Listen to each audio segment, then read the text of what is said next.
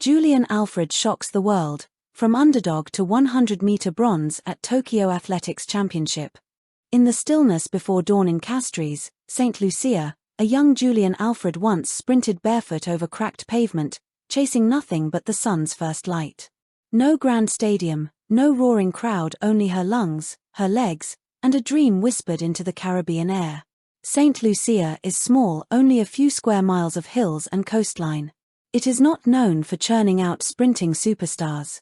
Yet Julien guarded a secret inside her. She would not just belong on the global stage, she would upend assumptions.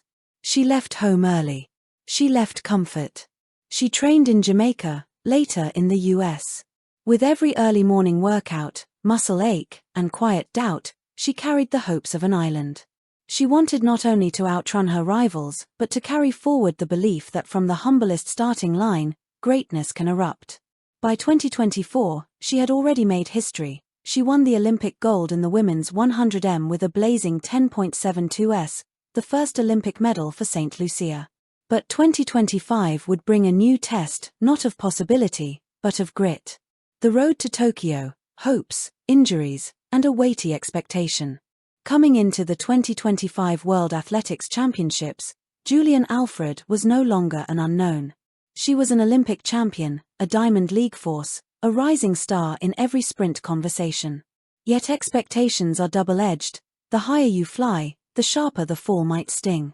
Months before Tokyo, she posted one of the fastest 200m times in the world that year, 21.71 seconds in London, setting a national and regional record. The 200m had become another battleground for her.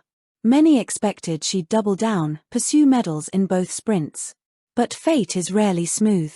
In warm-ups before the 100m final in Tokyo, she felt a twinge, first faint, then alarming, her hamstring. Medical staff whispered of withdrawal. Some advised rest. Julien's body groaned with potential constraint.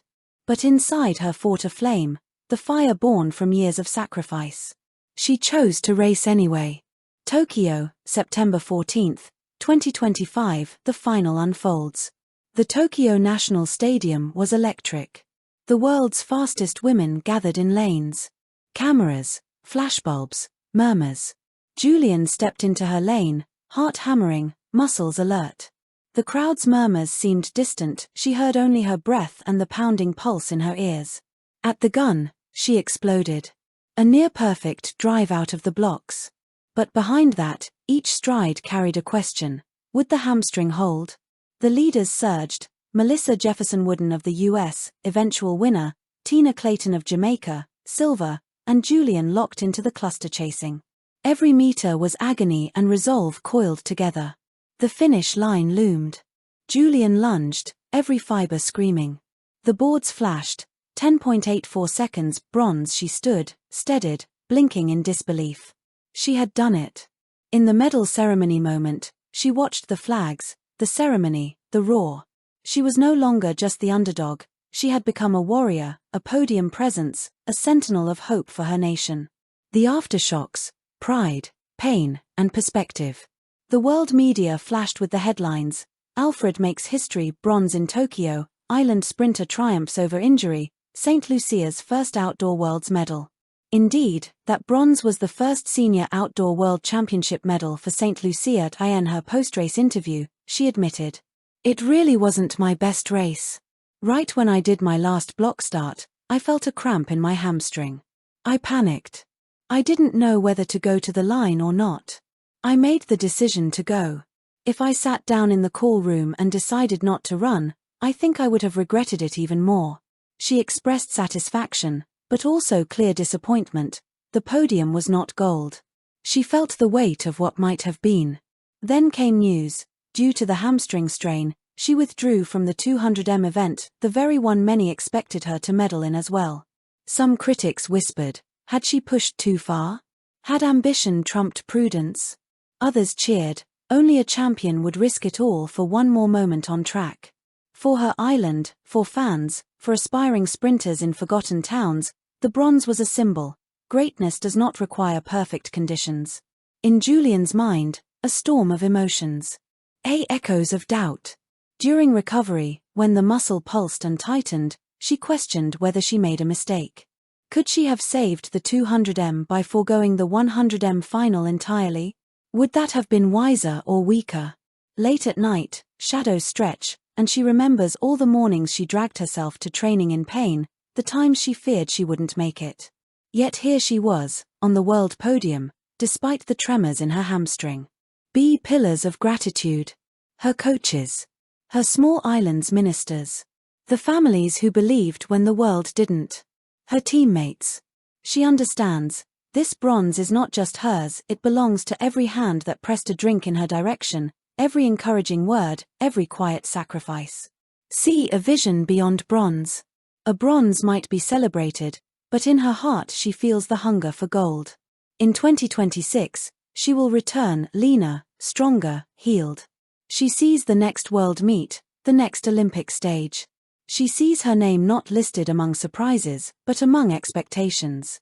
She hears the crisp gunshot, and she wants to be there again, but this time, no injury, no holding back. This time, she wants everything. Legacy in motion. Julien Alfred's bronze in Tokyo doesn't just register as a medal, it becomes a narrative pivot. For small nations, it is proof that they, too, can count in the record books. For young girls in St. Lucia, it becomes a living example. The slim girl with limited resources can stand in the stadium spotlight. For global sprinting, it signals that even champions are vulnerable, that victory and injury often walk hand in hand, and that courage sometimes matters more than perfection. Athletics pundits note, she is no longer the quiet Caribbean sprinter, she is a name to watch, a benchmark. They will now measure her not by surprise, but by consistency. Some whisper, now expect her in the 200m podium. Already, eyes turn to her next season's strategy, recovery, training, balancing risk and ambition. Epilogue, the island song remains. On a quiet evening back home, she might step onto a track at home, perhaps in Castries, perhaps the coastal wind brushing her face. She might run a soft 100m, no crowd, no pressure. Just legs remembering their rhythm, heart remembering its dare. Her island sleeps. But Julien's name is already etched into its narrative in schoolbooks, in morning conversations, in stunned silence of those who watched her sprint her way into athletics lore. She is no longer underdog. She is Alfred, a champion, wounded but unbowed, proud but dreaming anew. Tokyo's bronze is not the summit, it is a ledge to rest, then gaze upward again. And when she next steps into a starting block, the world, small and large, will know, Julien Alfred is not a one-moment wonder.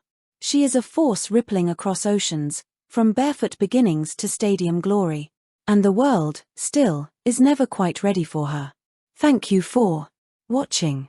Please don't forget to hit the subscribe button, like and share. Till next time.